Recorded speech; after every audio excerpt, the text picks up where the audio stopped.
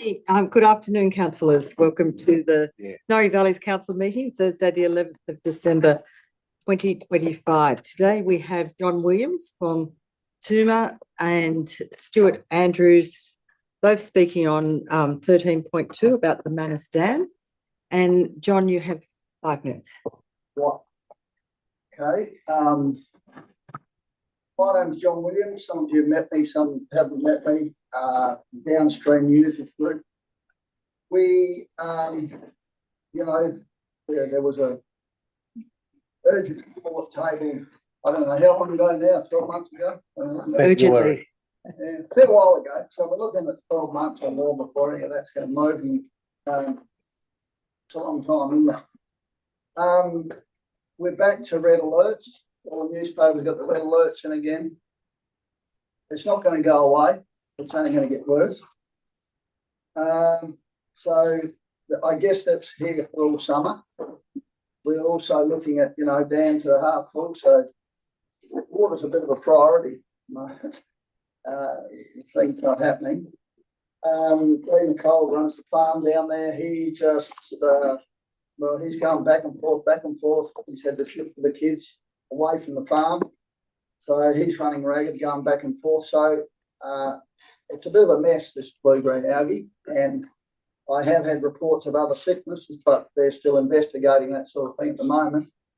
Now, in the papers, we see all sorts of things like we know the problems with the blue-green algae. We see quotes of, 13, 14 million and all this sort of stuff. But I mean, it's a bit pie in the sky, I think.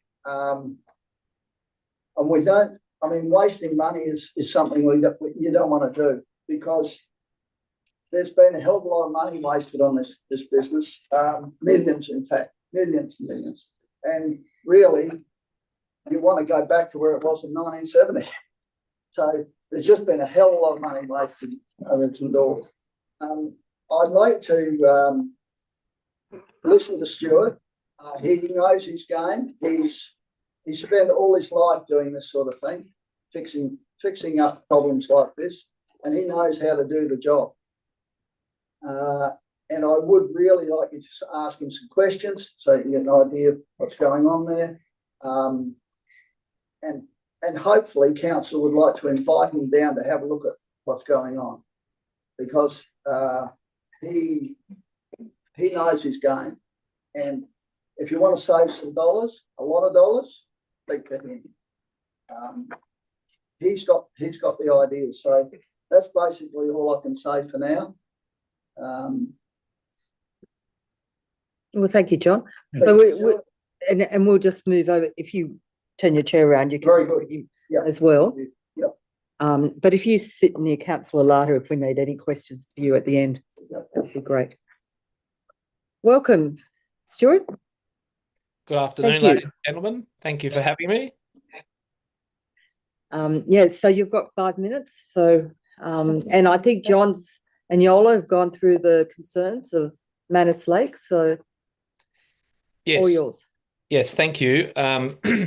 John probably overrated my experience in this particular area working with dams. My forte is working with landscapes, principally, and probably much smaller dams than the one you're talking about. However, the principles are the same. John brought this to my attention, and I obviously haven't been able to have a look at the site in person, so I've only been able to see it from Google, and I've seen what council are looking at potentially being able to do or hoping to be able to do. And I said to him that I see that as a very potentially costly outcome. There's already been a fair bit of money spent in the lead up to this situation, which obviously hasn't been resolved as of yet. All I wanted to do was to make council aware that there are probably potentially better options than you will have come to you to restore this situation. Principally, look at the blue-green algae issue. Why is there a blue-green algae issue? It's not because the dam is too shallow. It's not because the dam is too deep. It's because the inflow coming in is water containing excess nutrients moving off of the landscape, which is creating the situation for the blue-green algae to grow.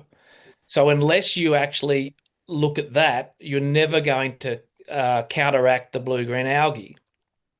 So whenever we look at a landscape, if there's a problem at one site, you always look above it. It's not at the site where the problem is, it's above. So your problem is what is coming into that system. Now, I know that there's been talks of potentially turning the dam into a wetland. I think that if you were to turn the whole dam into a wetland, that would be extremely costly and not necessarily, it's definitely not necessary and not wise. When John brought this to my attention, I said, well, it's pretty simple. The way you rectify this is you need a wetland system filtering the water before it gets into the dam. Now that can be you can have a wetland system at the head of your dam, which is, relatively easy to do. But at the same time, it would be good to look at engaging landholders that have the landscape that's feeding water into that system. If you can engage them in the process, they can have filtering systems throughout their entire landscapes, which not only makes it better for the dam, it makes it better for the landholders because they retain fertility on their landscape where it's needed, not in the dam where it's not needed.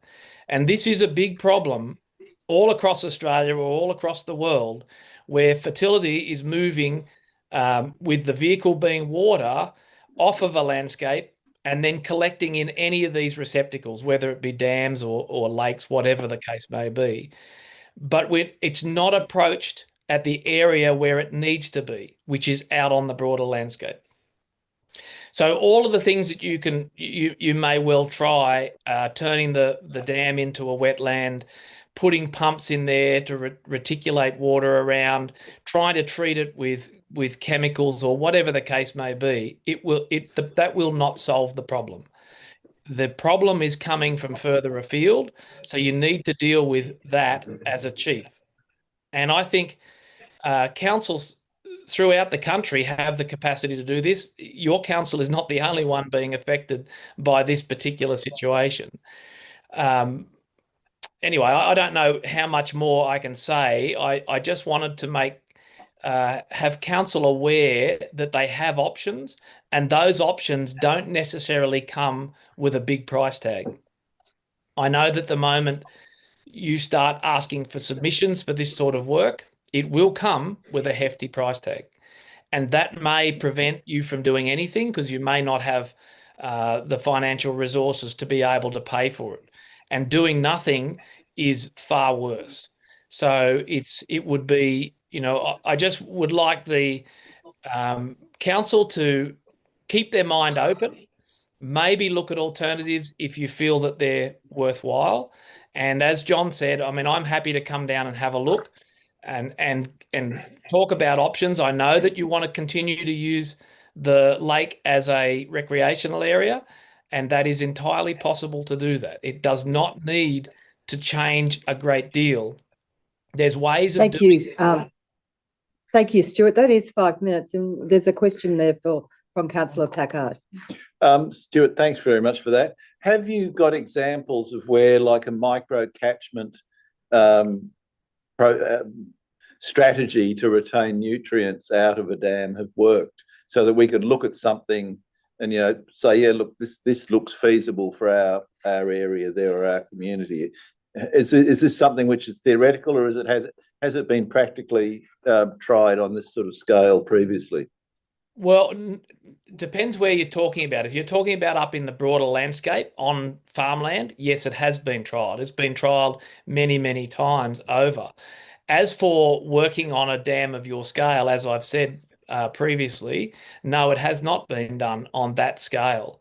But across the broader landscape, yes, it has. There's an example. If you look up the Balloon Institute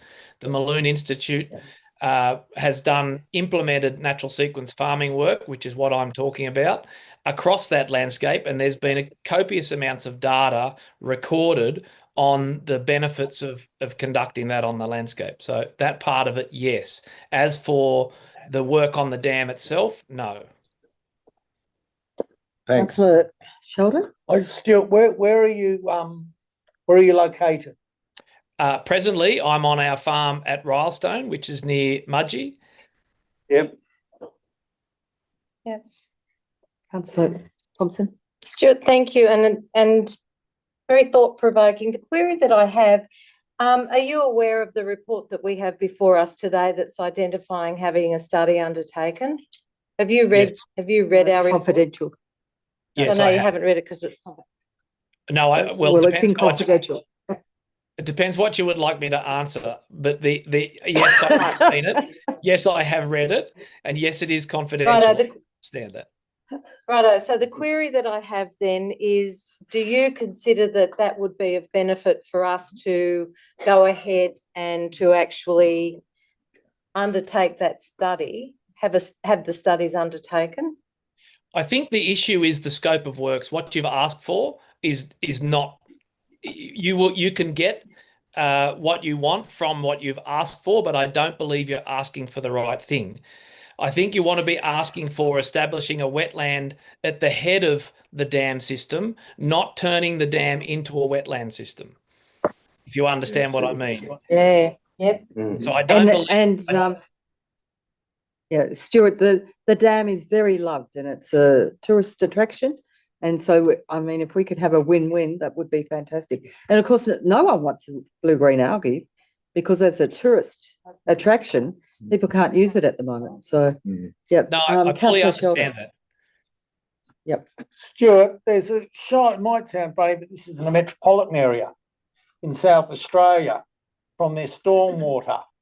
What they're doing, and it sounds like a similar process, they're heading off their stormwater, which is unusable, and they're recycling it through a nursery, which goes through several cycles and several different plantations of trees, plants, and whatever. So eventually the water is purified and put back into the system as drinkable water. Are you talking the same sort of thing? Yes. Look, nature has been doing this forever. None of this is new. Nature has to recycle all of these nutrients and has done for thousands and thousands of years. If you want the answer is out there in the landscape. You don't need to ask any further. The downside is when you start bringing in engineers, nothing against engineers. Once you start bringing in engineers, costs start flying up and everything becomes extreme. And we lose sight of what are the simple things that we can do to get this to work. And plants are always the option. You use plants to filter the water, and you can set it up so that the water can be cycling around and around and around as much as you like, solar driven if that's what you want. Any way you like, you can do these things. But the thing is, look at it on a cost basis, because if you spend millions of dollars to try and deal with this, you're still not going to solve it. You're still going to be in the same situation in another 3 years' time. Stuart, thank you very much. It's been very informative. This will be discussed later on in the meeting under confidential. So, yeah, sorry you won't be able to watch it, but I'm sure that John and Yola will get back to you with what our decision is. No problem at all. You go for your life. Okay, Thank we you. appreciate your time. No worries. See ya. Yeah, man, makes sense, doesn't it? So, John and Yola, thank you very much for your time as well. Yeah. Thank you. Thank you. Thank Thank you. Nonsense, Australia. Councillors, we'll now move into the meeting. First of all, Snowy Valleys Council will proudly acknowledge the traditional owners and custodians of this land, water, and pay respects to their elders past and present. This meeting is live streamed on Council's website to allow the community to follow Council debates and decisions. Members of the public participating in a meeting agree to have their image, voice, and personal information, including name and address, recorded and publicly broadcast. Snowy Valleys Council does not accept liability for any defamatory remarks or inappropriate comments that are made during the course of a meeting. Any part of the meeting that is held in closed session will not be streamed. Councillors are reminded of the oath or affirmation of office they made under section 233A of the Local Government Act 1993 and the obligation of the council's code of conduct to disclose and appropriately manage conflicts of interest. Please ensure that mobile phones and other electronic devices are turned off or in silent mode for the duration of the meeting, and no recording of voice or images is permitted by mobile phones or other electronic devices while in the room. In the event of a council meeting, in an event of an emergency at a council meeting, please evacuate the building using the nearest exit and follow the instructions given by the warden. Do not use the lift. Okay, so councillors, apologies, leave of absence and remote attendance. We have nothing there, no? Declarations of pecuniary interests. We have one, and that is Jess Quilty. Two, sorry, one from. Two? Oh, could you send it down so I can read it out? Thank you. One from Jess Quilty declaring a non-significant, non-pecuniary interest in relation to report 13.4 due to being the current acting GM and will leave the meeting during the discussion. And John Larder declared a non-significant, non-pecuniary interest in relation to report 11.2. Will remain in the meeting during the discussion and will participate in voting in 11.2, 12.5, 13.1 because of casual employment as a subcontractor to Humlink, and 13.1 because owning an aircraft. Thank you, councillors and acting general manager. Very welcome to the country. Done it Done it. and acknowledgement. Confirmation of minutes. Minutes from the ordinary meeting that was held on the 20th of November 2025.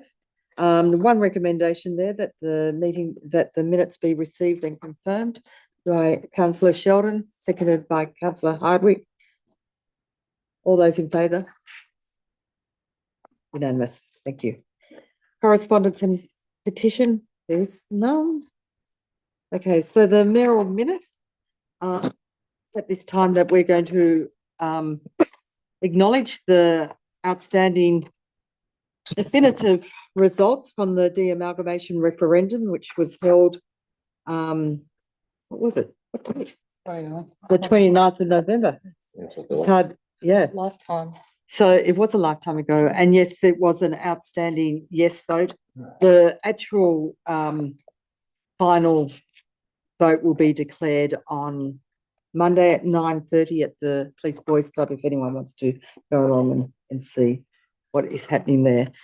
So I have a recommendation to request that the Minister of Local Government, Ron Honig, reaffirm his support for the de-amalgamation process and partner with Snorri Valleys Council on the next steps, noting his support is essential for the relevant legislative requirements, financial assistance, and meeting the 2028 local government election timelines.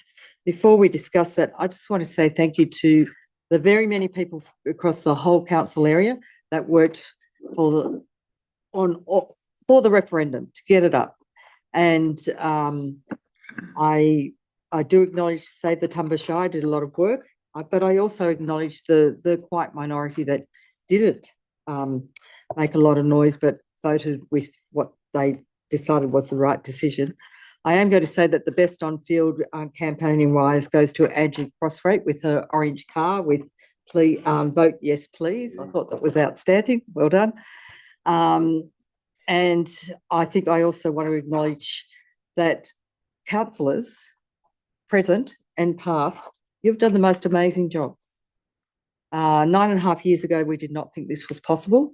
With the help of our local member Joe McGurr and Justin Clancy and independents, the legislation was changed to allow this to go forward. And then the backing of Councillor Hayes with Councillor Livermore brought this to the attention of the council. It was voted on unanimously. Since then, there's been mayors, deputy mayors, continually lobbying the government, continuing lobbying, and councillors, you should be very proud of the work you've done to bring this result that obviously the voters of Snorri Valleys Council voted so strongly for. So thank you and congratulations. Councillor Hayes, Thank you. I'd just like to. do you want to second that? Don't need a second. I don't need a I seconder. to, Okay. but, I'm happy to if you really like it. But just like to point out the actual original motion was seconded by Councillor Larder, not Councillor Livermore. Councillor Livermore was the second motion. Oh, I beg your pardon. But he was there for the journey. But I think going right back, John Barilaro was the man that kicked this all off by supporting Steph Cook, With Cootamundra Gundagai. Cootamundra Gundagai. I think that's where it all started. And I didn't always agree with Mr. Barilaro, but I think this is where this is probably one of his This is the finer thing, hours. there's so many people that have worked to make Yeah. this happen. So behind the scenes, he was involved, Steph Cook, and then of course our local member as well. And I'd like to thank everybody who supported it. Any other comments, councillors? Councillor Larder. I need to say that I'm not sure that I might be misinterpreting this, but I'm not sure that the minister gave any confirmation or really support that we can reaffirm in relation to the financial stuff. In fact, I think he was the complete opposite, that you're on your own. Well, he never said no. He didn't say yes, Politicians. but he never said no. And it's a very good point. The acting general manager and I have met with Brett Whitworth, who works with the minister, and they have asked for a list of what costs we will need to go through this process. All of it. And we have to have that itemised, and we have to have invoice quotes to show them. So, and the minister was very clear with that. He's very aware that this is taxpayers' money that he's working with. So he wants quotes to make sure that the money is actually spent the way it should be. And he's been generous in his support of the referendum as well. Very generous. So I'd be bullish in that hope that he continues to support us. Yeah, that's a good word. Madam Mayor, yes, it was resounding, and we had an opportunity even years before with the first Boundaries Commission inquiry that didn't go so well. But anyway, the point that I think we need to be aware of is that Snowy Valleys Council gets one crack at implementing a de-amalgamation for the next two councils to progress. And everything that we do needs to be fully scoped and fully understood. And I would urge everyone not to rush into making decisions and putting timelines that are not going to allow us to do that appropriately.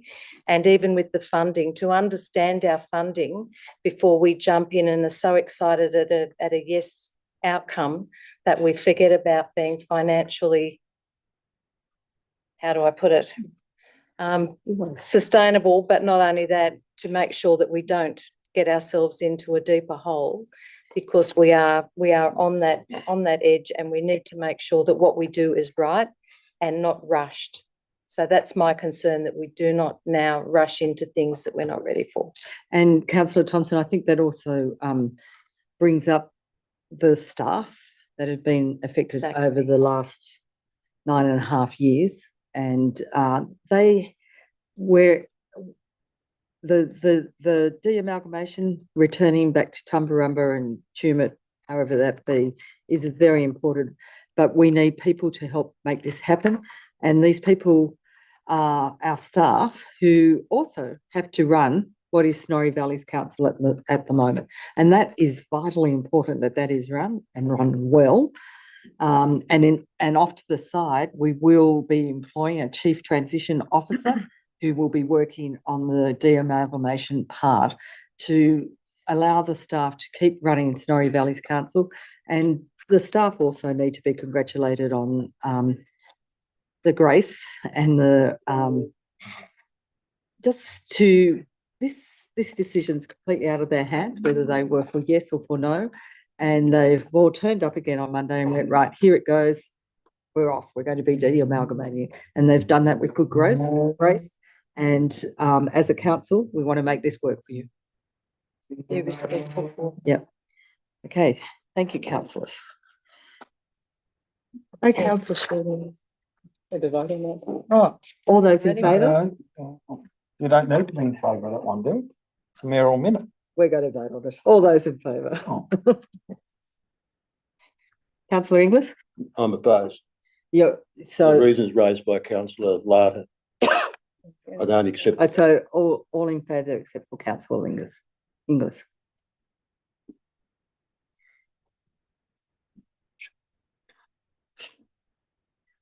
Okay, 8.1. Notice of motion de-amalgamation, councillor Sheldon.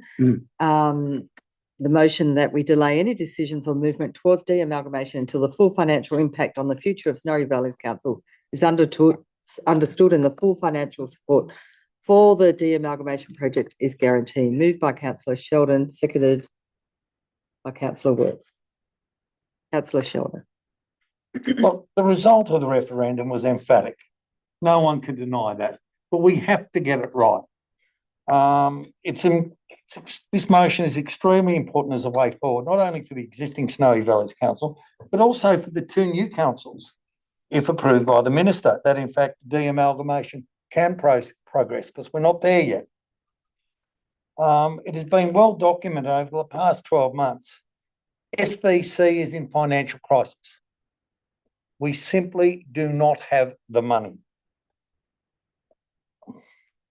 I, for one, as with others, have requested clarification on the availability of grants, as SVC, again, is not in a position to financially support a de-amalgamation or financially capable to borrow or support loan repayments. If full funding is not guaranteed from the government, this needs to be relayed to the general public. And I just urge everyone to. Going eyes wide open. Yes. Thank you. Any other comment, councillor Hayes? I just speak against it, I think, because if this passes, it means that you can't apply for any grants. So you're stuck. Can I seek a clarification through you, Madam Mayor, maybe directed to the acting general manager?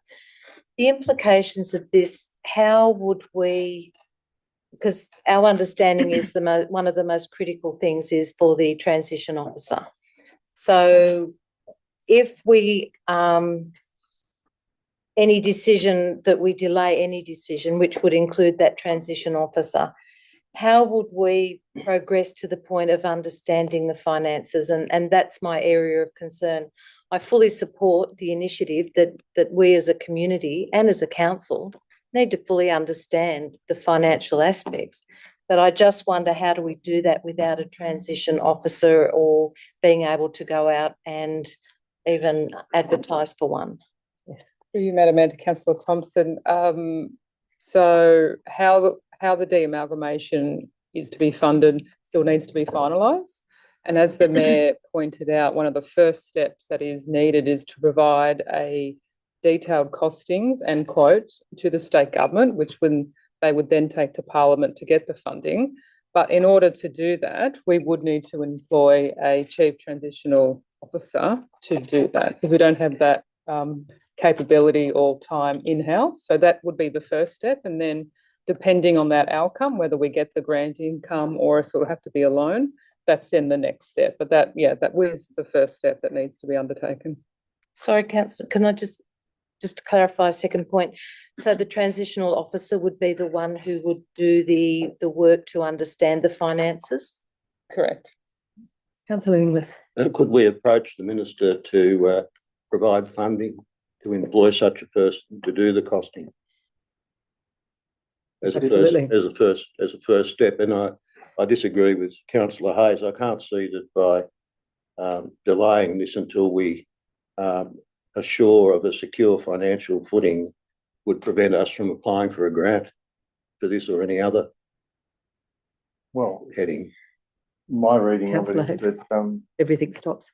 everything stops, including writing to the minister. Yeah, whether there's a rewording there or something. Well, that's what it says. Yeah, no, We delay any decisions towards a DEMA until the full financial impact on the future of Snowy Valleys?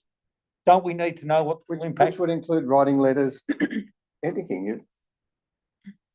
Could we, Sorry. go forward cautiously? or- Yes, I want to support the motion, but the wording of it is wrong, I think, and I'm not criticising. But I just think the intent of it is to delay any expenditure until we know where that expenditure is going to come from, but not to delay actually starting and Starting the initiating process. things. So I just think maybe a reworking of the wording could deliver what you're after and satisfy others. So if it was something like delay any expenditure towards DMA amalgamation, that doesn't mean decisions are moved. Progress cautiously, yeah.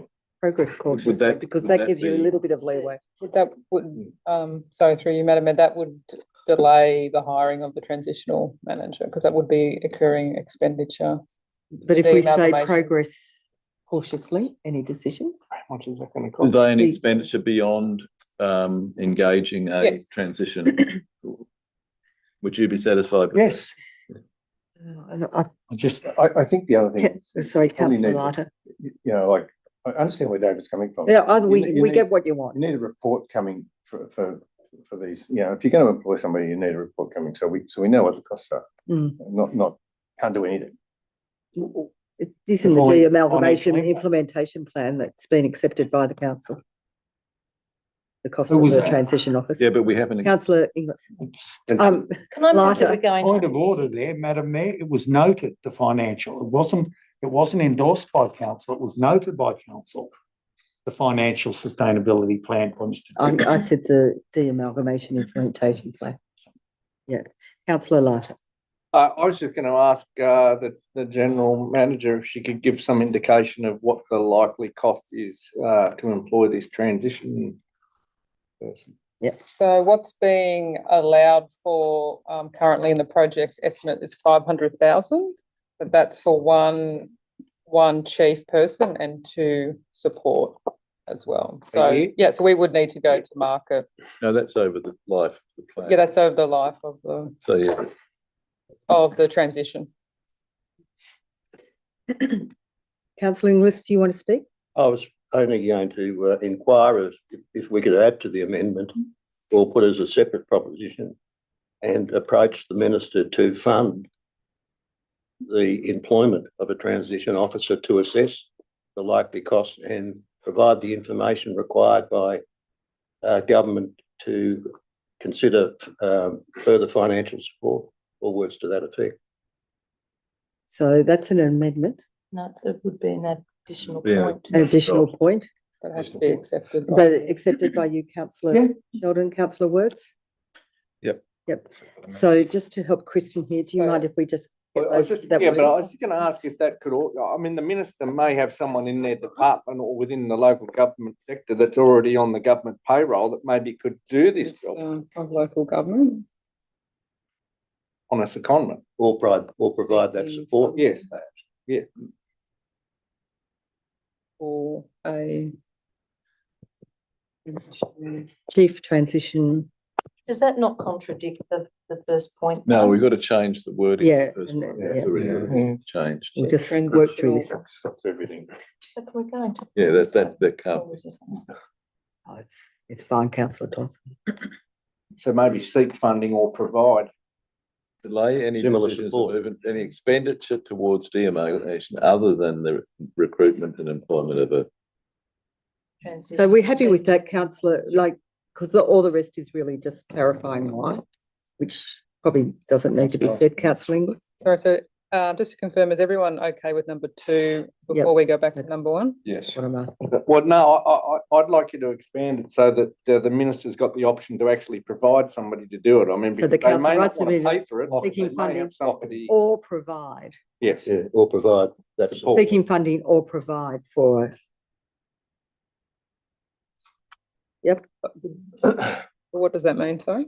Well, they might have someone in their department that might like to. So come. rather than us say we want 500,000, they may have somebody that's capable of doing the job internally that they can second.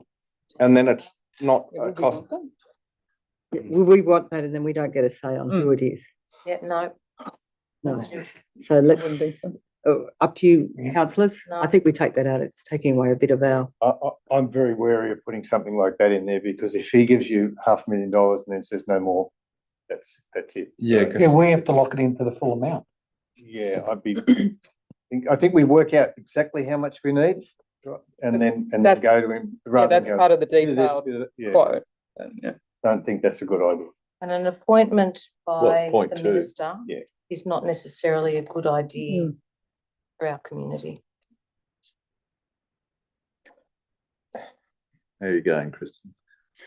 He's Okay. on top of it. Chair. so at the moment, I think it, Kristen, it's that council writes to the Minister of Local Government seeking funding for a chief transitional officer, and we will be voting on these separately, yeah. councillors, okay? Oh, Ingrid. And now, can we go back to point 1 and the wording? Councillor Works, did you want to, is that what you were about to? Yeah, I was just thinking about, I think, obviously, the first part of delaying the amalgamation doesn't work if we're trying to seek funding. Expenditure. So I think understanding the full financial impact on the future of Snowy Valleys Council. Could we take out that we delay any decision and movement towards the I don't think we wanted to delay. just say, understand the full financial impact We need to find out, or find out or do a, understand. Investigate. do a report, Investigate, Investigate. investigate's good word. Finance. So investigate, investigate the full financial impact so we take it, investigate and we take out of the de-amalgamation. any, Until the full financial impact. It's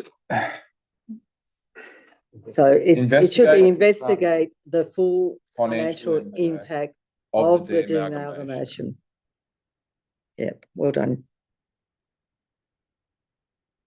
And seek full financial support. It doesn't make sense. And then hang on, investigate the full financial impact of the de-amalgamation of the Snowy Valleys Council and seek Of. full financial support for the de-amalgamation project And And secure. continue. and secure. Yeah, we've got it, continue we've to got to secure grant secure. funding or something like that. We, Full amount. we can't go ahead with it until somehow or another, we know that we got the funding to do it. Because if we, Investigate the full. We need the financial- full whole. if we, De-amalgamation, no, it's secure the full financial, if this is the motion, we secure the full financial support for de-amalgamation, then if we don't secure that, then everything's delayed. No, it's not. So that's, Full No, we're just financial- investigating. Understood, and full financial funding for the de-amalgamation project is guaranteed, so it could be a loan, Mm. it could be a loan mixed with our resources, it could be a loan, our resources and a grant, it could be all grant, but we've got the money and we can say there is the money to do it, otherwise we're embarking on $5 million expenditure that we don't without have. knowing where Based on an overdraft. without knowing where the money Okay, councillor Based- Sheldon, councillor Works, are you happy with those words? not support, sorry, it's full financial funding for the project is guaranteed. And take out is understood the full financial, Is, no. Investigate, yep, take that out, yep. and secure the support for the, No, not support the de-amalgamation until full financial support is secured. Until, Well, financial funding, not support. Till- Funding. Until. Yeah. Till, full I think financial that's support what it's is all about, the guaranteed. money. Yeah, Yeah. well done. Okay, councillors, or we've got till, you know, like two funding. recommendations there. Councillor Sheldon, do you want to close? Sorry, that's Ah. not quite right. You've It's got not quite support. right. Support has to change to funding. Now I go. Financial Till full, funding? Funding or a funding source is identified. until full financial, Is guaranteed. It's fine as it is is. Yeah, guaranteed. that's it. Mm. Yeah, but can be guaranteed by a bank Yeah. offering to lend us $5 million. That's fine. We've got the, Mm. We need to know where it's coming. yes. Yeah, okay. okay. Want to close debate? Yes, please. Look, thank you all for that. Look, time's not of the essence here. Getting it right is. But what I do warn everyone is be careful of what you dream for. Because it should serve as a warning that dreams can come true, but in disastrous ways and lead to regret. SVC has to get it right. And remember, all that glitters is not gold, could come home to roost. After all, Tumba's population equates to 23.5% of the council's population, and its rateable assets as a whole only 25.6%. So should Tumbarumba only receive 24.5% of the assets, divorce can be nasty. But this is just a timely reminder that we need to get it right. Council is not in a financial position to progress the amalgamation without the guaranteed financial support. Any future SVC funds or staffing hours spent on the de-amalgamation is monies SVC doesn't have.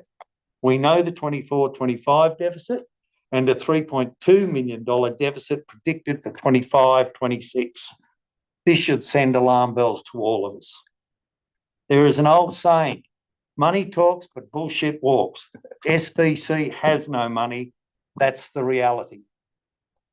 As Councillor Packard and I have raised before, there's no guarantee the new Tumbarumba Shire will honour any financial commitment this council undertakes to progress towards the de-amalgamation, to the point in the Boundaries Commission report, the Save Tumbarumba Shire states they won't follow our financial support report. There is also a state election in 2027. What happens if there's a change of government?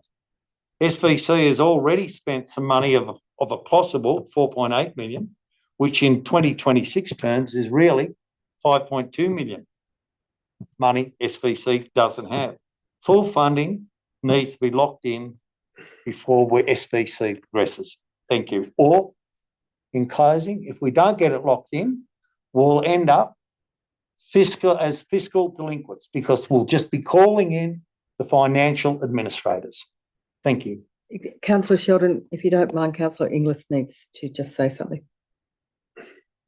I just don't think that reads No, it doesn't. correctly. First point. Investigate the full financial impact of the amalgamation until the looks like we're going to keep investigating. Or should it say? and- It doesn't and quite make proceed sense. Until I think, financial. and not after council, should we add, You don't. and not continue the process until full funding for the amalgamation. Investigate the full funding Stop. impact of Yeah. the amalgamation and not continue the process. No, I don't mind if that doesn't suit, but it was, and not incur expenditure. all right. Yeah, I think that's better, and not incur Any- expenditure. Any additional expenditure. Yes.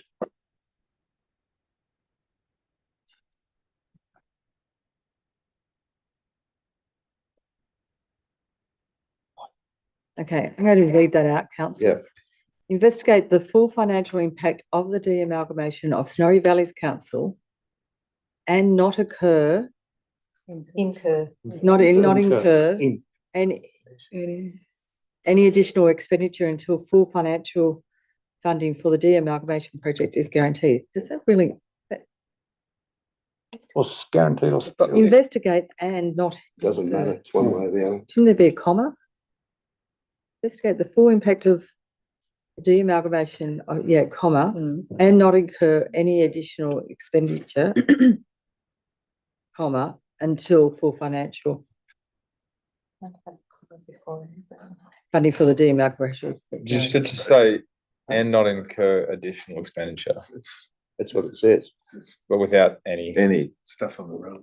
Oh, yes. It's going to impact the cheap transition. Yeah, that's unnecessary. And incur, We want them to. not incur any, Except for Take out the the comma appointment of a between. transitional officer. Sorry, that should be there, except for the recruitment of the, Sorry, after expenditure, just do brackets. with the exception of the recruitment of the Yeah, chief. but it's really tying you down, isn't it? Like what happens if there's someone for the team that you're not, anyway, that's up to you Means to you- vote. But again, Excuse me, Madam Mayor, it means you book a trip to Sydney tomorrow to visit the minister.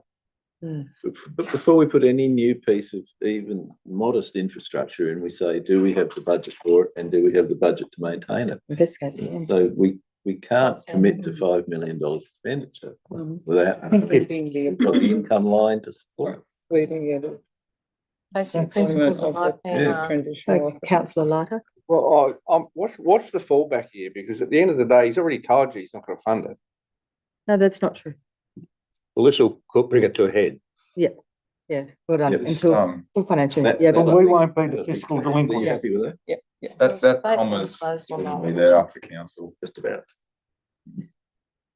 investigate the full financial impact of the de-amalgamation of Snowy Valleys Council and not occur, Okay. incur, not incur, sorry, additional expenditure excluding the This.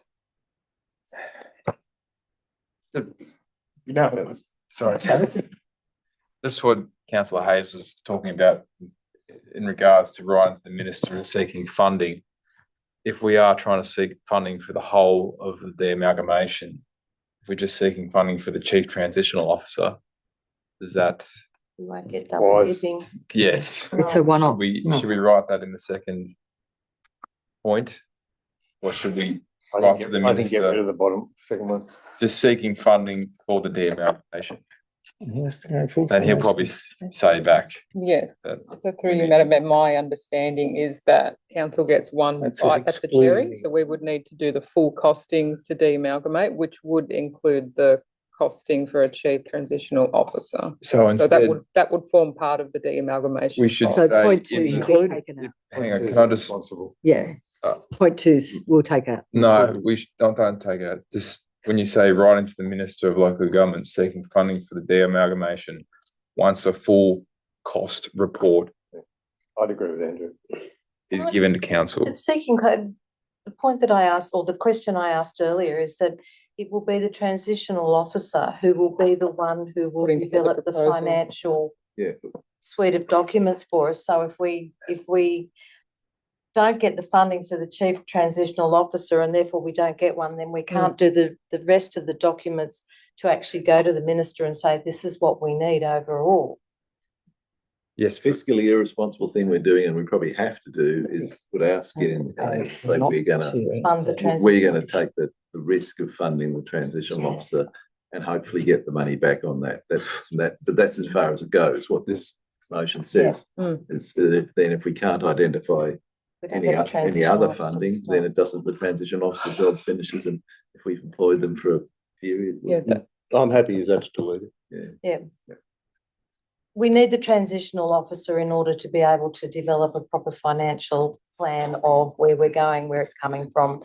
And that's what the office and and that's the fair minister enough, Because the wants. mayor's motion previously is Yes, writing to right. the minister and Saying seeking, thank you. seeking the Support. funding. Yeah. So should the motion and in regards to the second one point be seeking a chief transitional officer to complete the cost report? But it That says that council- we're asking. We could do, that could just be that council, puts on a chief transitional officer, is that what you're saying? Commences Yes, the or process. commences a recruitment process. Yeah, commences the recruitment, yep, Is that very not happy with ready that. now? No, it isn't, is it? We don't have a minute of that. No, so that council starts the recruitment process for the chief transitional officer. Yep. You right with that? That council starts the recruitment process. Your motion, if you don't like. I know, Speak now. I think that's confusing things. I understand what Take Andrew, point two out. yeah, I think. we but can- council start We're gonna do it, recruitment, and it'll come No. back to council. writes the minister seeking funding for chief transitional officer. But then we don't get any other funding. No, if double we dip. don't- That's number two, but number one counteracts that. Yeah, it's No, but we Excluding, more can't- to catch 22 really, where we can't write the, I think we are in committee, Full- councillor Thompson. No, you said it wasn't needed, Madam Mayor, it's all good. Is this something that can be done at a later date? Well, as the acting general manager just said to me, we are going to recruit, we're onto it already, so do we need to put that Do we there? need? Number to probably two, yeah. don't. No. Yeah, so the Do we do appointment number- would then come back to council in the new year. We can't not have one. Yeah, so. No, I'm not saying we can't, but we're already, number one covers it. yeah. Yeah, we can delete number two. Number two. Delete number two. It's up to the mover and second. If that's okay, councillor Sheldon and councillor Yes. Wertz. Okay, and we've already closed debate. councillors, I put to you the one recommendation. No. All those in favour?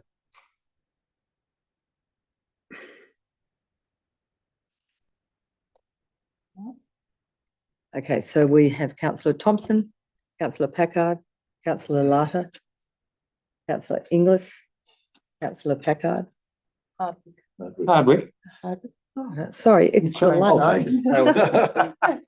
Like that. I got words. It's the Sorry, Sheldon. Inglis, said Inglis? Yes. Yeah. And against councillor Hayes? Thank you. Well done. And I will support that. Thank you, councillors. It's just the beginning of many debates we're going to have with de-amalgamation. So, and yeah, it needs to be taken very seriously. 8.2, we have questions there from councillor Sheldon to be, and the responses have been put in the paper. 9, urgent business without notice. Questions with notes. Yeah, Yeah, we just. we've just done that one. Urgent business, we've got no, up to 10 governance and financial reports. 10.1, the resolutions action report, December 2025. Councillor Sheldon moving, seconded. Councillor Thompson, councillor Sheldon. Yes, look, I have several questions on it. With the turmoil, with the de-amalgamation, where does that put the advocacy plan at the moment, even though I realise two of the priorities there are the Batlow water and the Tumbarumba water supplies? The acting general manager. Essentially, that's up to council to decide. So there is a draft plan in place, but that's an advocacy plan for SVC.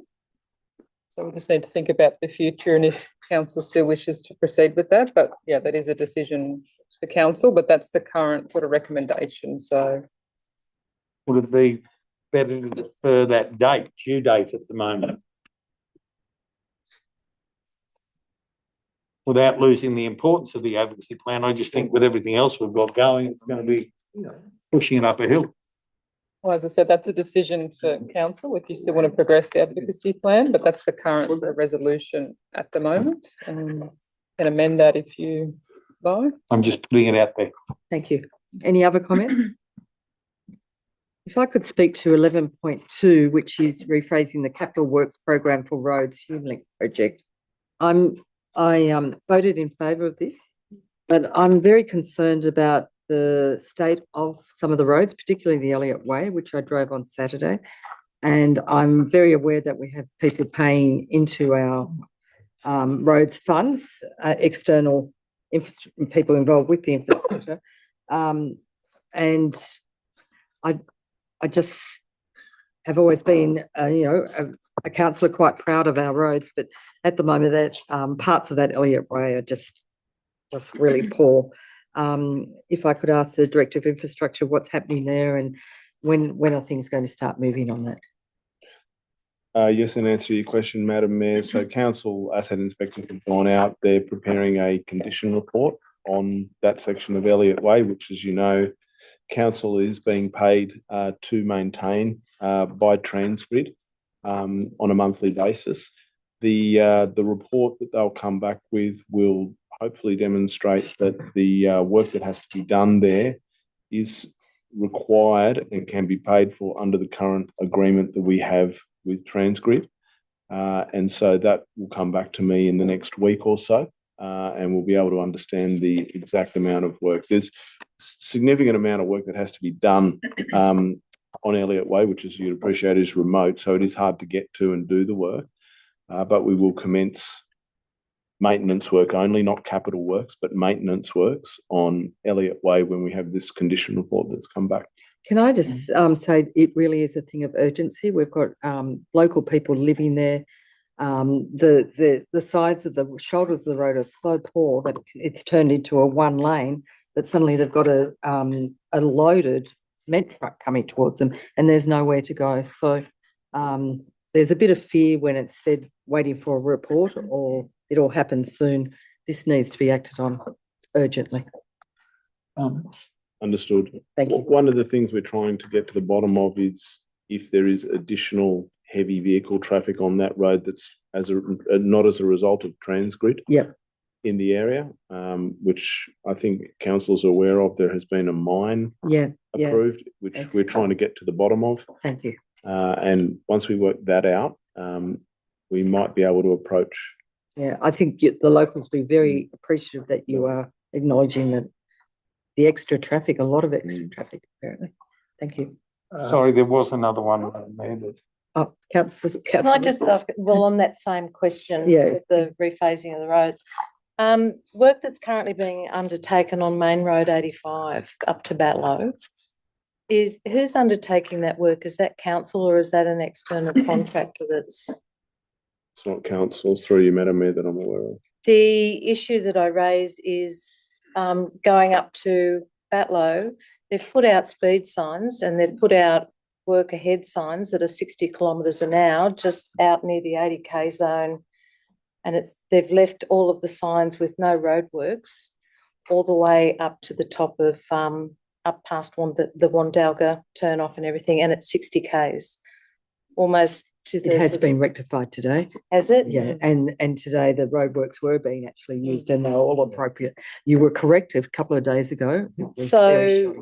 they were all Riverina traffic controller signs. So maybe a word to, because it impacts significantly on the, oh, thank you, impacts significantly on the people going in between that's a the two sign. communities. Thank you. Yeah, no, very good point. Councillor Sheldon. Yeah, look, there's another one here, that concerns me because I know Councillor Hayes has been pushing this one and I don't disagree with him, is about the LEP. It's 8.2, notice of motion to the clauses in, the LEP and the DCP, because that's now going to be delayed much further without anything to do with council, but until we get it sorted, I think that's got to be reassessed, that due date too. The amalgamation. The amalgamation, sorry. Yeah. Correct. Yeah, change the status on that one. Okay, councillors, any other? Put in one. 13-1. Yeah, bit of a long way, but when will the airport be open? So have we got I think the Director of Infrastructure will be very happy to answer this one. So kind of week. Through you, Madam Mayor, look, all going well. We're hoping to open next Friday. So we need just to do line marking out there. The lights have been tested. The PAPI system, pilot activated lighting system, was tested last night. And we're hoping just to have the line marking complete, weather permitting, next week. The NOTAM for that, which is notifying aerodrome users that it will be reopening next Friday, has been prepared, but we're just waiting for the weather. Thank you. So all systems go, I hope, next Friday. Very exciting. I've got some rain ordered. That was the. Not on the airport, everywhere else, Keep it to please. yourself. Been done. Councillor Sheldon, do you want to close debate? Are you happy to? Yep. Councillors, all those in favour? Unanimous, thank you. 10.2, proposed donation request, Southern Sports Academy. Councillor Sheldon, Councillor Thompson, sorry, Oh, that's okay. you've got to be quick. Can you Councillor- just move it with taking out the in kind? Yeah. Kristen, if that's okay, if we could take out, so to endorse a one-off donation. Councillor Sheldon, any discussion? I just think what they do out there, through the Southern Sports Academy is fantastic for our region. We've got 19 students that are partaking in the program. And, you know, it's not just about sports. It's about their welfare. It's about their diet. It's about financial understanding, and it opens up avenues like the New South Wales Institute of Sport, some of the other academies that are around the nation, and also the Australian Institute of Sport. I just think it's a great gift to a lot of our up and coming sports, Well done. young sports stars. Councillor Packard. If it gets up, can we write to them and stress that they must apply within our Yeah, timeframes yeah. in future? Yeah, because we've been missing this. Councillor Hayes. Look, I think the Southern Sports Academy do a great job and everything, but gee, this sends a bad message to all those people who didn't get grants earlier on when we cut the grants out for our local organisation. So Even though I think they do a great job and it's great to see the kids do that, I'll be voting against this. Okay, councillor Thompson. Thanks, councillor Hayes. The reality of this one is that it used to be in council's donations, and people, the actual sports people themselves could apply for up to $200 or a $200 grant to go towards the Southern Academy. We had an amazing presentation, as councillor Sheldon has alluded to. It's also within the budget here. It is not as much as some other last minute things. To look at $2,695 for 19 of our sports people, and it's not just young people, it's for anybody who is at an emerging elite level. And it's so much more than just making a donation. We used to donate to them, and along with some of our 355 committees, some of these have also fallen off, and we have continued to support financially some of the other organisations and a lot of other infrastructure. And I think that this is critical, and it's something that we as a council don't have to do, but it does fit in with our community strategic and a lot of our community expectations. So I don't feel that it's a lot of money for the value, and the funding is, the source has been identified and the availability is there. Councillor Larder. Yeah, look, unfortunately, I'm with councillor Hayes on this. It missed whatever the cutoff was. So, you know, in the first instance, we're seen to be, you know, providing a special deal here.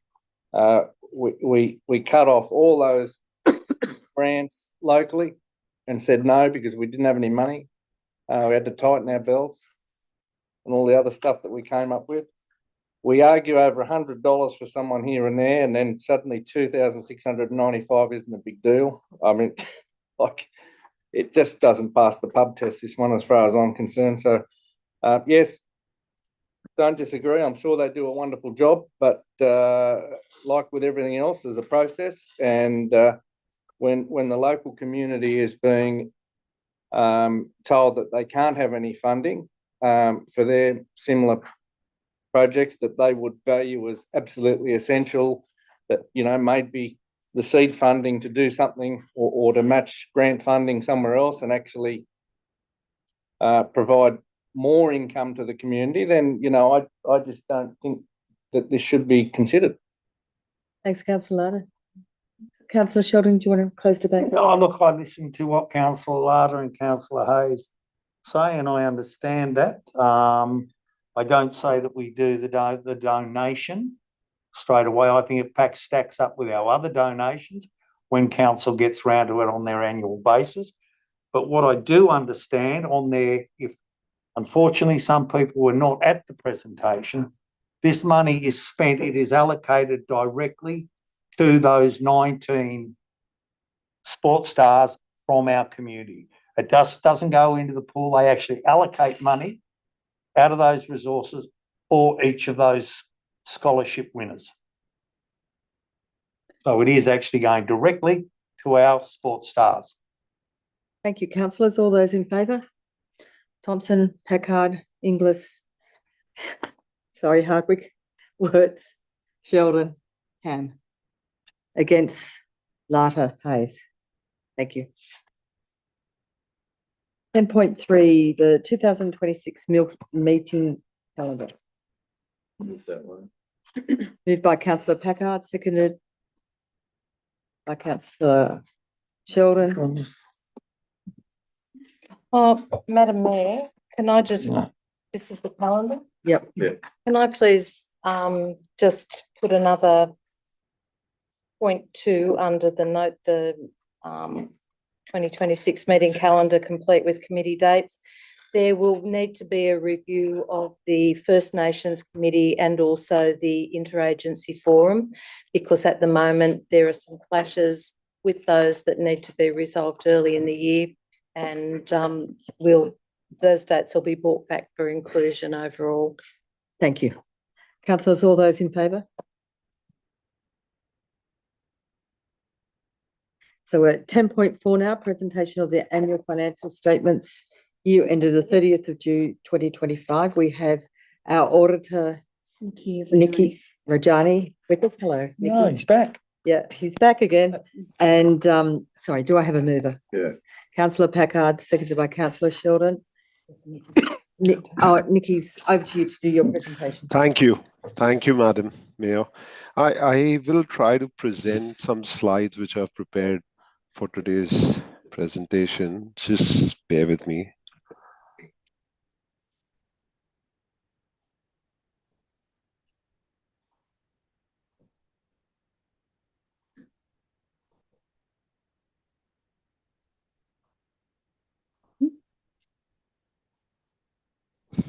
Are you able to see? Yeah, the we can see slide? the slides. Little. It's just not full screen. Yeah, There we go. It's a bit small. Yeah. Where is it? Loaded. It might have to remain small. There it is. Oh, should go.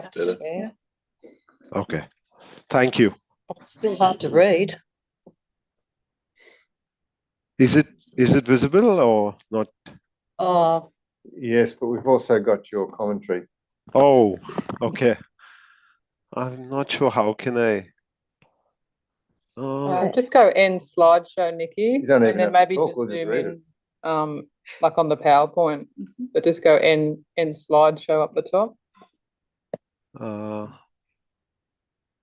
That's it. And then if you just want to zoom into the actual presentation, that should be fine. It's down on the bottom right. Here, this one, right? No, Yes. yes, that's it. Keep seeing. Going. Just go start slideshow from the Yep. beginning.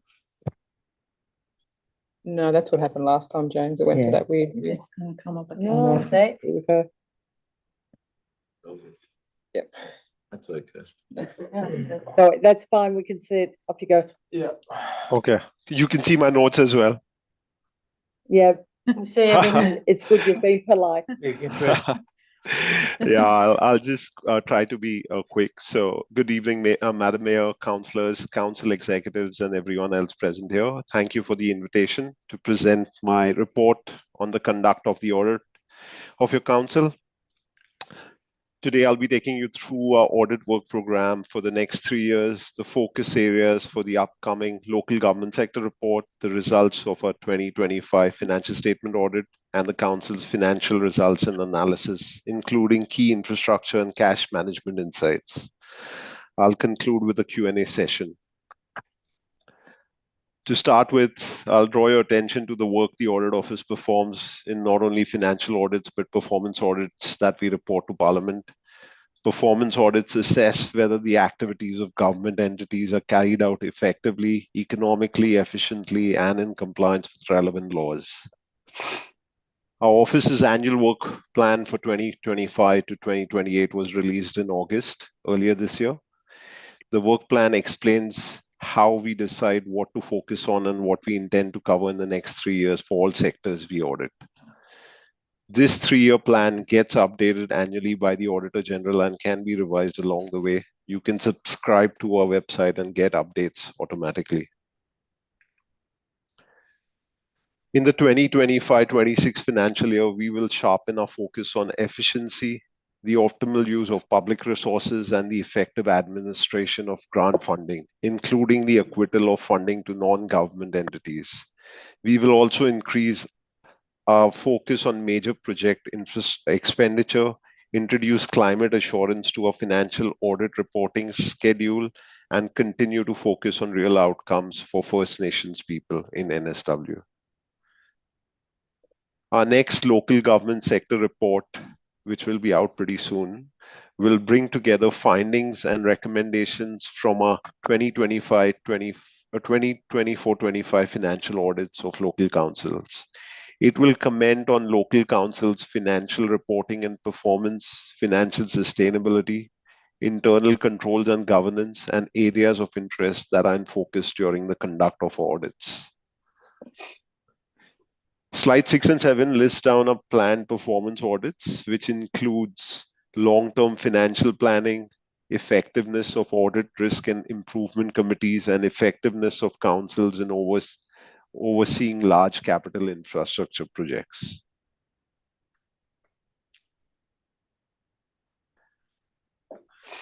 I'll now move to the areas of focus for the 2024-25 local government sector report to Parliament.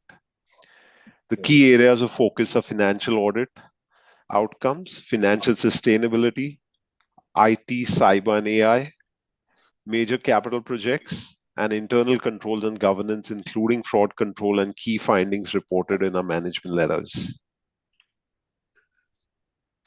I will now turn to a report on the conduct of the audit of your council. I'm pleased to report to you today that the last year's qualification in relation to non-recognition of rural fire service buildings located on land controlled and recognized by the council will be removed this year, since these assets were recognized by the council in their financial statements for the year ended 30th June 2025.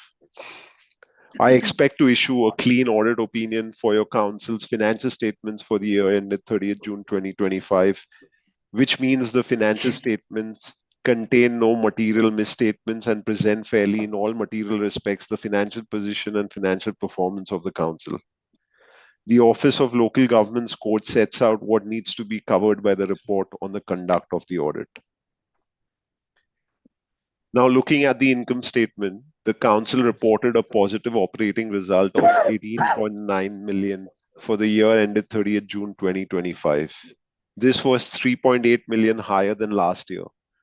Rates and annual charges revenue increased by 1.2 million due to rate peg increase of 5%.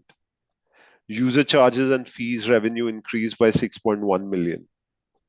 Grants and contributions increased by 2.7 million due to an increase in capital grants and contributions, which increased by 8.2 million, primarily due to the special purpose grant funding relating to natural disaster. This increase was partially offset by the decrease in operating grants and contributions of 5.5 million due to decreases in special purpose grants relating to transport assets and financial assistance grants. The overall increase was partially offset by the increase in total expenses of 5.6 million, largely due to an increase in materials and services expenses of 4.6 million and increase in employee benefits and on costs of 1.7 million. After deducting capital grants and contributions, the net operating result before capital grants and contributions was a deficit of 3.2 million, which shows that without capital grants and contribution, the council made a loss from continuing operations. Slides 12 and 13 provide further analysis on operating result and grants contribution revenue. Slide 14 includes the unrestricted current ratio. This ratio measures the council's ability to pay short-term obligations as they fall due. The unrestricted current ratio has decreased from 3.3 in 2024 to 2.8 in 2025, primarily due to an increase in council's unrestricted current liabilities. This is lower than the average of rural councils as at 30th June 2024 of 5.6. Now, looking at the cash position, council had total cash and investments of 62.6 million as at 30th June 25. This increased from 54.8 million in prior year. This year, 47.7 million is externally restricted. This mainly consists of sewer fund balances of 20.1 million, water fund balances of 12.3 million, and general fund related specific purpose unexpended grants of 13.5 million. At 30th June 25, council reported a positive cash and investment balance after external restrictions of 14.9 million. This was 15.1 million in 2024. This slide provides a breakdown of these externally restricted balances. Slide 18 provides information on council's liquidity. Cash and investments in this graph exclude externally restricted balances as they are not freely available to meet obligations. For the year ended 30th June 25, this ratio was 3.6 months, which was lower than the 4 months for the year ended 30th June 2024, which was due to an increase in council's general fund expenses, excluding depreciation and borrowing costs during 2025. This is lower than the average of rural councils for the year ended 30th June 24 of 8 months.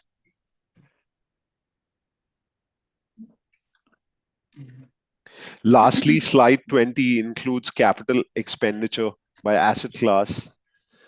Council spent 28.7 million on infrastructure, property, plant and equipment during 2024-25 financial year, an increase of 10.1 million from prior year.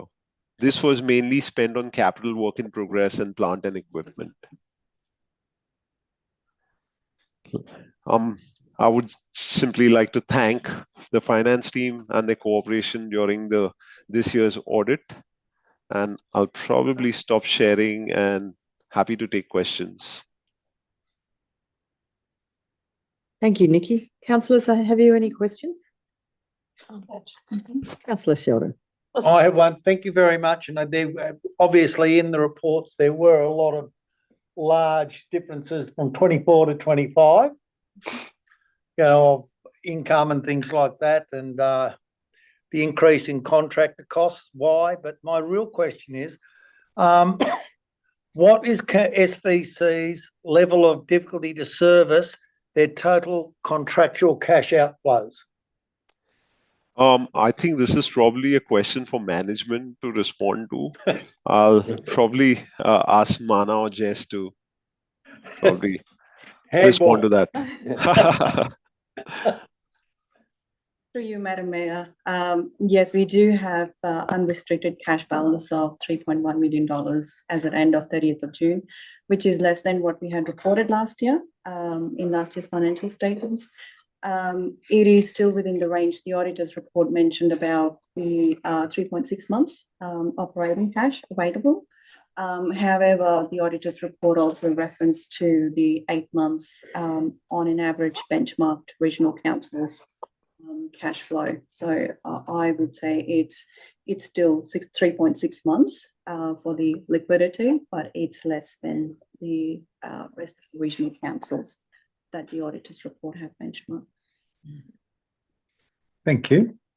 So, Nikki, the statements were delayed, and I know part of that is council, but also, would you be able to explain how also, because we weren't there quite on time, then we went back into just into a queue, basically? So what happened is we were there during the interim audit. We were also there at the year end when it was planned. There were delays in substantial information around asset classes and grants, which are two significant key areas during the audit. And there were material movements which were unexplained, for which we needed more evidence. And so we were working with management. It took them more time to then provide that information. And by that time, in fact, as soon as we were done, we were continuing with the audit. There was still some information we received in November and late October. So we've tried to then do our best to make sure we kind of complete the audit within the extended timelines. But this year, it was particularly challenging for management to kind of provide all the information, and two significant areas on which information was not timely provided, unfortunately. Thank you. Councillor Sheldon. Yeah, one more. Look, under the financial performance, functions or activities, income, expenses and assets, there's a difference from 24 to 25 of over 100 million by the look of it. Is that just further fine tuning that Man has been working on for the last couple of years? Carrying amounts of assets. There's a fair whack of difference there. What page are you on? Well, I'm on page 13 of the financial statements. It goes from 977,302 this year, and it dropped back to 864,382 last year. So that's a fair disparity. And I'm just wondering, does it relate to some of the fine tuning that Man has been doing with all our assets over the last couple of years? Reallocation. Yeah. Through you, Madam Mayor. Through you, Madam Mayor, we had transport asset valuation scheduled in financial year 24-25, which happens every 5 years. And that is predominantly the main reason why the transport asset class being more than 50% of the asset portfolio, that's increased by $89 million in net. And transport assets, within the transport asset base, it's the roads assets and the bulk of works that is the key movements within the asset. So yeah, that is the reason why the assets have increased. Councillor Packard, did you want to say anything? Well, that should only occur once every 5 years, won't it? Yeah. Yeah, so that's like Agree a with that. catch-up adjustment. It's fine tune. It always hurts when it happens. No, I don't have a problem with it, just I want to understand it. Sure, sure. Councillors, any other comments about the financial statements? I was Sorry, just gonna Councillor ask Wirtz. the depreciation effect from that increase to 945 million in equity. How much depreciation costs will that incur onto the budget? For you, Madam Mayor, so the increase in the depreciation cost is approximately 680K compared to last year.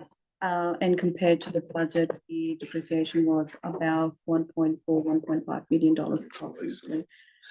That again is due to the indexation that we have applied for our asset class and also the transport tree valuation that we have.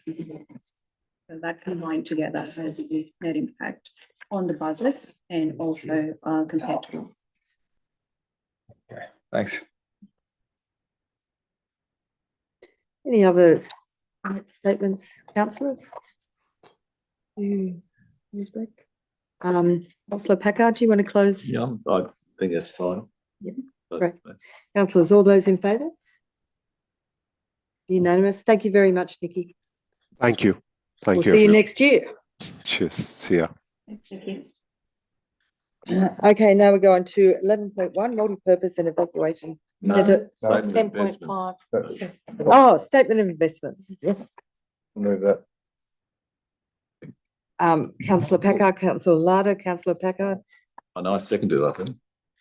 It's all good. Anyone want to speak to it? No? All those in favour? Done. Multi-purpose and evacuation centre project update. I'll move that as well. It's denoting Councillor Hayes, seconded Councillor Wirtz, Councillor Hayes.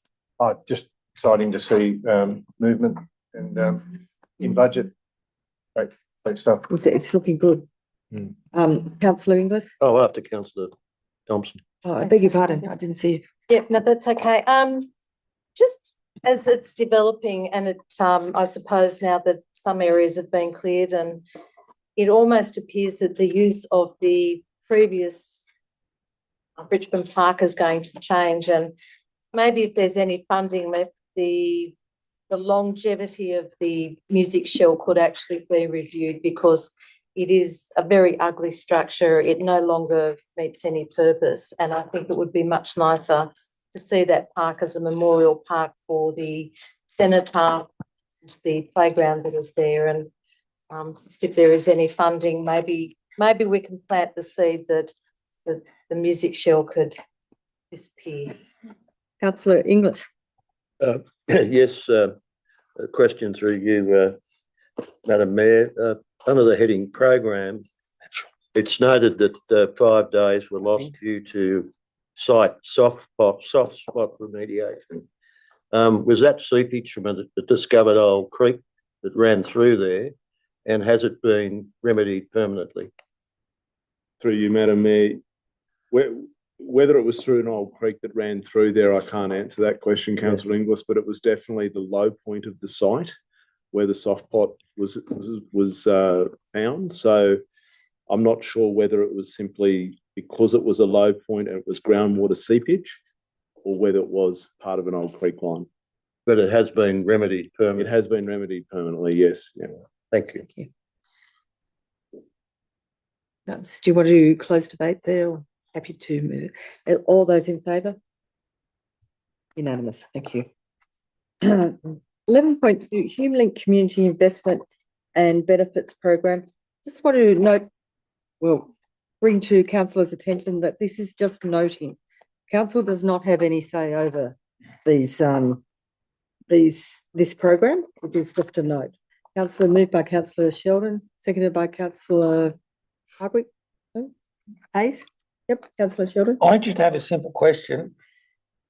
On the Adelong Golden Gully Caravan Park, what happens is that it's council land? And so therefore, does that become council assets? And who the maintenance is if they are successful? Through you, Madam Mayor, I can confirm it is land held in freehold by council. The assets, because the cabins are they're not fixed, they're movable structures. It has to be decided who owns the cabins. If they were fixed structures placed on that land, they become the property of council. Because they're cabins that are not fixed, the ownership of the cabins, I think, needs to come back to council as to who owns them in the long term, whether it's the Adelong Services Club or council. I have clarification. Sure. As with Riverglade Caravan Park, will these cottages be connected to sewage, water, and electrical, so that therefore it makes them fixed? That there's still a temporary, through you, Madam Mayor, there's still a temporary structure. What that just means is that they'll have to have a development consent, a DA approval, but it still doesn't mean they can't be then disconnected from sewer, water, and utilities and move somewhere else. Thank you. Any other discussion, councillors? All those in favour? 11.3, draft Tumut flood study. Councillor Thompson, seconded by councillor Worth. Madam Mayor, through you, thank you to the team that have put this together and prepared. It's been out for public exhibition. It's interesting that it comes straight after the previous report that we've had in relation to the queries that Councillor Sheldon raised about the need for development applications for any buildings that were to be put into the caravan park in Adelong. What the Tumut flood study does, and it's something that we as a council refer to often when we refuse development applications on the river. People are very frustrated when we as a council say, no, you can't build there because of flooding. I have to say that having attended the tiny houses at Reflection, what is now the Reflections Caravan Park, it surprised me that those tiny houses are right on the edge of the river. They are not something that can just be transported because they are fully connected to sewer, water, gas, and electricity. And should a flood go through, and that is the point where the flooding occurs very quickly, and when it happens, it can be undermined. Not only does it have a risk for effluent going into our river system, but those tiny houses have the potential to become missiles as they go along the river system and further. So I cannot for the life of me understand how anyone in the community accepts that there was no need for any development application for those structures, or in fact they don't have to be secured. I could have the Director of Community Corporate. Through you, Madam Mayor. So caravan parks and camping grounds are obviously regulated through the local government manufactured home estates, caravan parks, camping grounds, movable dwellings regulation 2022. In terms of that regulation, there are certain exemptions for for caravans to be located within the park without consent, as an exemption. Those exemptions don't exist in terms of flood liable land, which Riverglades Caravan Park is flood liable land. So we are currently working with the operators of that caravan park in order to rectify that anomaly. There's been some correspondence that's been forwarded from council in relation to that, and we're hoping to rectify that soon. So just confirming, there was never a development application for the positioning of those tiny houses right on the edge of the river. That's correct. So the owner and the operator of that site has sought approval for the annexure on the side of the buildings under Section 68 of the Local Government Act, which was issued. At that time, council identified that there was issues relating to the actual tiny homes themselves, and they've communicated that to the owners of the caravan park. Thank you. Councillor I Sheldon. just wish to make a comment that I concur with councillor Thompson there, being in the tourism industry, I tell you, getting a DA can be quite harrowing, but being on the river, I do understand the need to get it right. And that flood study, especially if one remembers back to 2012, because if we had put the cottages where we originally wanted to put them, they would have become the arrows, creating danger all downstream. So I think it really is something that council should look at and make sure it's enforced properly, that they meet all consents. Yeah, I'd just like to say thank you to the people involved with the Tumut flood study. It's really interesting reading, and I think it will work really well when the LEP gets redone in 2028 or 29 for Tumut. But it's a great document to have done. So thank you to everyone involved with all that work. Thanks. Okay, and all those in favour? Unanimous. Minutes of committee meeting, 4.1 minutes, the Audit and Risk and Improvement Committee, 12th of November, moved by councillor Packard, seconded by councillor Sheldon. Councillor Packard. Well, look, just to say that it's a continuing learning experience and really interesting that the ARIC were clearly pleased that there was no conditions on the annual audit this year, but they also were keen to see that the audit was done, the external audit was finished perhaps a little bit earlier in future years. And so I think, it's something council needs to be aware of. I'm sure staff are, but, just that, the resourcing to make that happen needs to be. Yeah, I think that's the problem. Yeah. Thank you.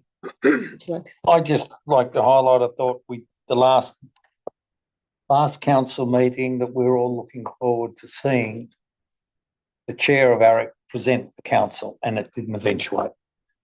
Because I was very much looking forward to listening to her and hearing her. And she's got it scheduled in. Yeah. I think it's happening next year. Good. Yeah, she mentioned it, and do you remember? Is that right? The date? Yep. Hale. Yeah. Thank you, Duncan. Weather. I think it's missing. Okay, councillor Packard, are you Yeah, happy to? that's right. Councillors, all those in favour? Unanimous. Thank you. Minutes of the First Nation Liaison Committee, Tumbarumba, the 12th of November, moved by councillor Thompson, seconded by councillor Sheldon. Councillor Thompson. Thank you, Madam Mayor. It's interesting. We've got the Tumbarumba and then the Tumut. And just the fact that they are now two separate committees and run very, very differently. And I think that it's testimony to the fact that it was the right decision to allow them to separate.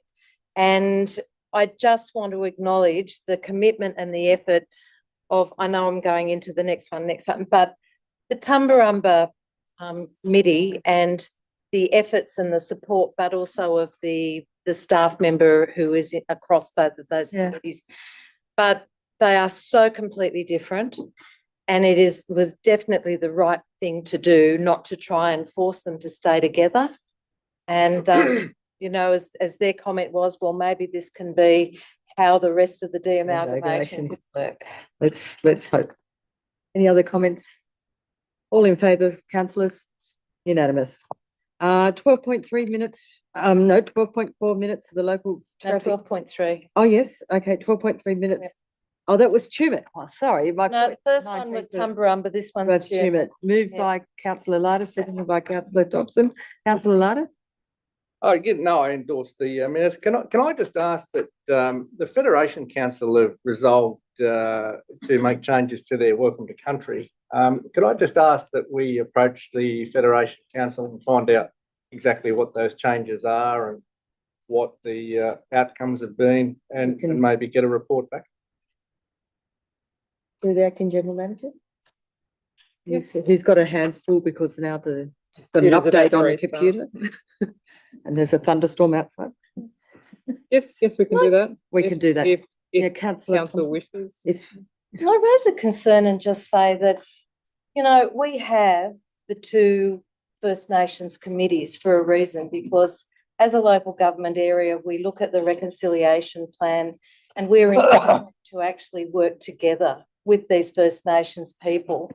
And so if we're looking to remove the welcome to country or the acknowledgement of country or any of the other recognition of our First Nations people, it concerns me greatly that sets us back. It doesn't take us going forward. And I just think we need to be very careful the messages that we send out there when we've got two very active First Nations liaison committees. Indeed.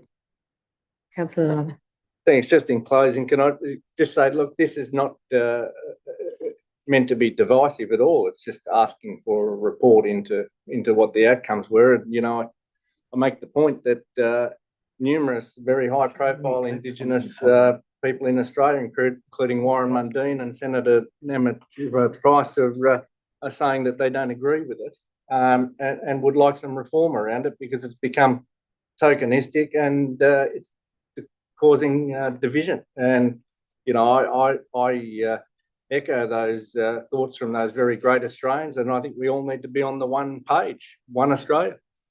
thank you, Councillor. All those in favour? Unanimous. Excuse me, Madam Mayor. Councillor Inglis, I thought you took something out with you and you didn't come back with it. I took my phone, it's in my pocket. Thank you. Okay, well, thank you for noticing. Sorry, I voted against that. I thought you I beg your pardon. Sorry, I didn't notice, Councillor So Packard. So all in favour except for Councillor Packard. can I But Can I this seek is the just of adopting the clarification? minutes. Or It's is just it- no. only This is just adopting the noting the minutes. minutes. Oh, okay. Yeah, it's just Yeah, the no, it minutes, is but unanimous. there was no. There'll be a report coming that you can. No amendment. Well, council will need to move if it wants a report back to council. But I thought this was just going to be some I'm correspondence. happy for it to be operational. Just Yeah. Okay, minutes, 12.4 minutes, local government traffic forum, 12th of November, Councillor Thompson, Second. seconded by Councillor Sheldon. Councillor Thompson, No, there's only the 2 points and it says that the pony club has to pick up their poo after their parade, so it's all good. it's Same nice to thing. have it Every year. every year. Yeah, maybe they will kind of start planning. Councillors, all those in favour? Unanimous. Councillors, we will now go into confidential. No. Aerodrome. 4.4. Aerodrome. Oh, Ticking up. I beg your pardon, sorry, everyone.